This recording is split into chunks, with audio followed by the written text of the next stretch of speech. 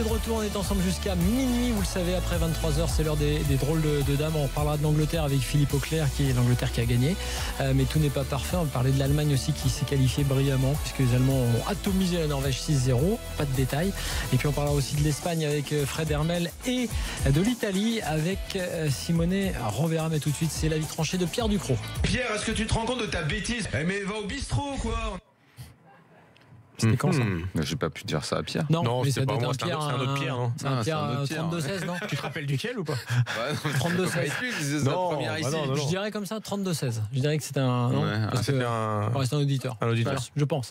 Bon. Pierre, tu veux nous parler du Barça, et pour toi, le Barça n'est plus vraiment le Barça après cet été un peu compliqué, voire très compliqué. Ouais, alors je sais pas si le Barça n'est plus vraiment le Barça ou si justement le Barça continue de faire ce qu'il a toujours fait, mais où on était sûrement un peu moins concerné en France et où cet été on a eu plusieurs cas entre Neymar, Verratti, Seri, un peu plus concernés. Et ouais, effectivement, on a bouffé pas mal de Barça et comme tu disais tout à l'heure, un peu ras la casquette quoi. Ras la casquette. Si on commence avec ce qui a agité la planète foot cet été, c'est le cas Neymar. Ils se font shipper un des 3 meilleurs joueurs au monde parce que c'est quand même eux qui fixent une clause libératoire à 222 millions. Hein. Personne n'y les a forcés. Même pas Neymar ou son entourage, hein, ça aurait pu être le cas, mais là c'est même pas le cas, c'est les dirigeants qui ont fixé cette clause à 222 millions d'euros, à un moment où, et c'est pas Daniel qui va me contredire, un joueur comme Pogba, lui, partait déjà pour 100 millions, voire un peu plus même, parce que 100 millions c'est ce qu'on sait, mais il y a ce qu'on sait pas aussi à Manchester, donc à ce moment-là, tu te dis peut-être que 220 millions, c'est pas forcément excessif pour un joueur comme Neymar. Donc c'est une de leurs premières erreurs. Ils se le font shipper. Derrière, il y a tout le cinéma pendant le transfert de Neymar. Après le transfert de Neymar, avec leur petitesse, leur état d'esprit qui est vraiment, excusez-moi de l'expression, mais à gerber derrière. T'as le cas Verratti où il y a des démarches qui sont clairement entamées quand le joueur fait un peu de chantage à son club, en l'occurrence le Paris Saint-Germain, pour renégocier. Eux s'infiltrent un peu là-dedans et essayent d'en profiter.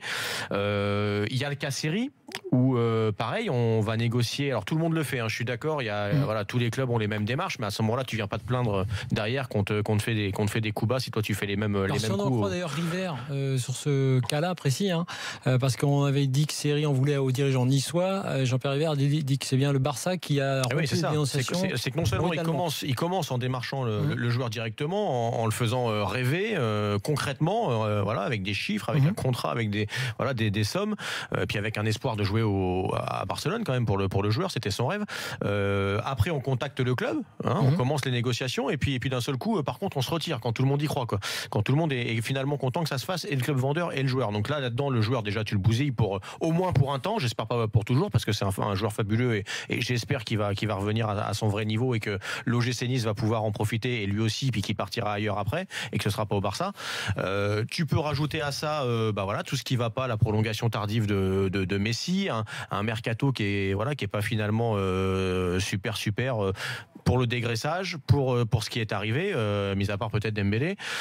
Bon, voilà, il y a tout ça, il y a ce qui arrive, la motion de censure au président. Une petite parenthèse, tu oublies ce que j'ai précisé hier soir que peu savent, c'est le coup de fil complètement surréaliste. Koumtiti passe à Lemar pour lui demander si par hasard ça le botterait pas de venir au Barça. Sur demande de ses dirigeants. Sur demande du Barça, Lemar qui contacte ses agents, mais qu'est-ce que c'est que cette façon de faire, j'y comprends rien. Oui, évidemment, aller au Barça, ça se discute, on écoute, quoi. Et puis finalement, mais finalement, comme Dembélé a dit oui, c'était au moment où Dembélé ça s'enlisait. J'ai l'impression que avec tout le respect qu'on a pour ces clubs-là, mais en CFA ou en CFA2, quoi. Voilà, on a l'impression que c'est quand Dembélé ça s'enlisait, et d'un coup, tiens, on va tenter Lemar, mais on l'a tenté 48 heures, parce qu'après Dembélé ça s'est débloqué. Ouais, donc fou, mais finalement, non, c'est une connerie. Hein, laisse tomber. La démarche avec Marco Verratti, on dit du côté de Barcelone, c'est Rodriguez, le directeur sportif, qui dit ça aujourd'hui, on a vraiment fait une offre pour Verratti.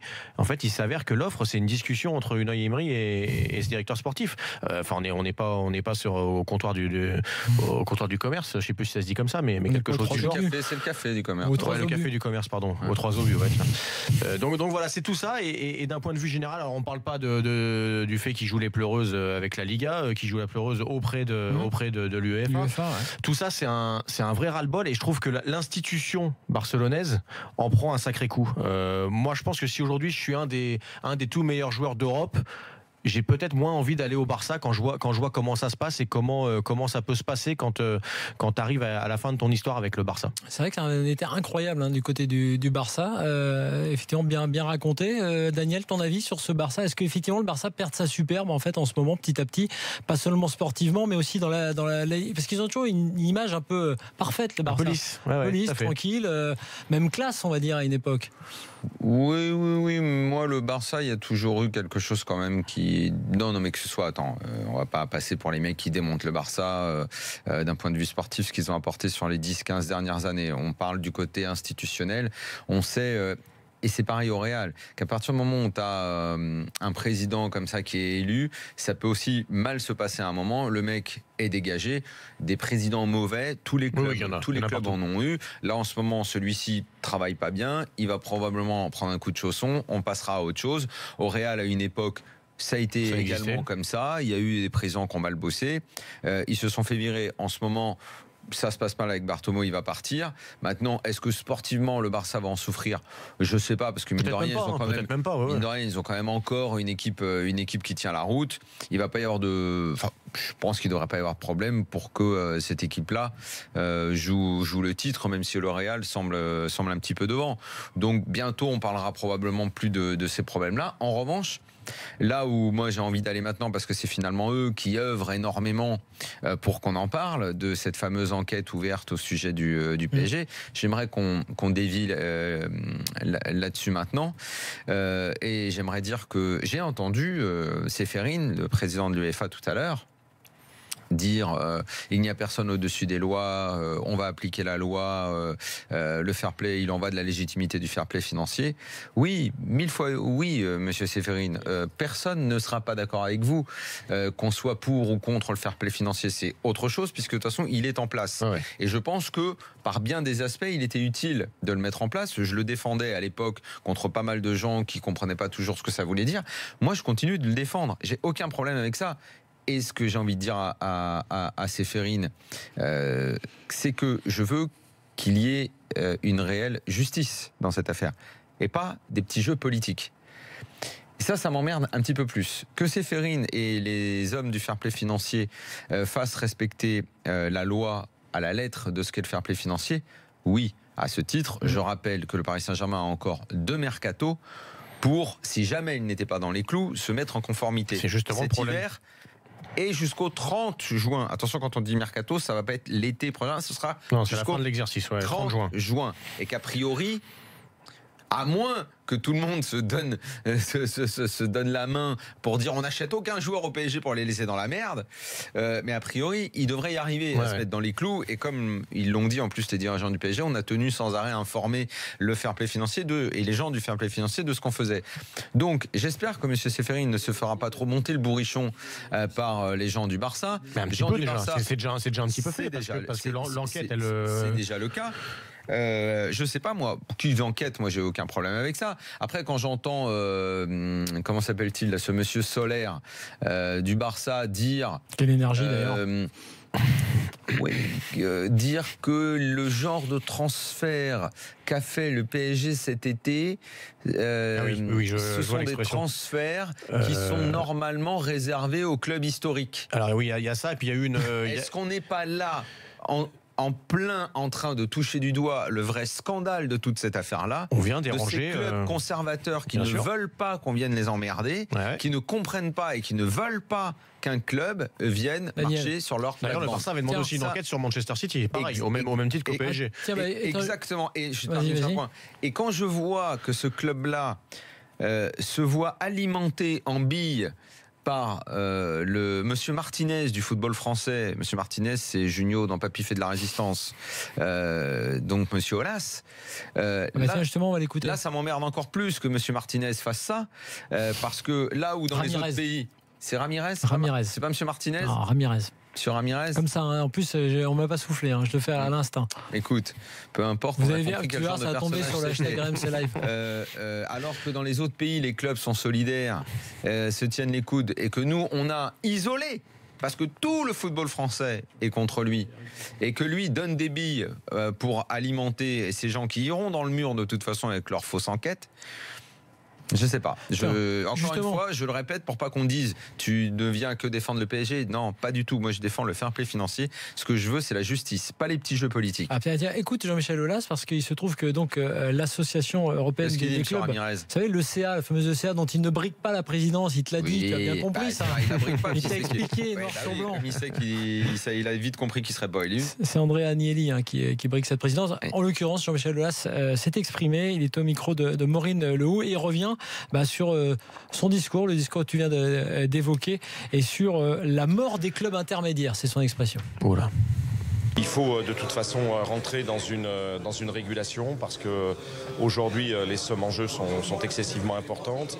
On l'a dit, certains intermédiaires, les agents particuliers ont des rémunérations qui sont absolument exorbitantes et donc il convient de trouver des solutions. Autrement, c'est la mort des clubs intermédiaires et on doit faire en sorte d'avoir devant ces approches qui sont des approches quelquefois un peu difficiles à comprendre sur le plan concurrentiel, une régulation et c'est en tout cas ce que je propose de faire l'UEFA.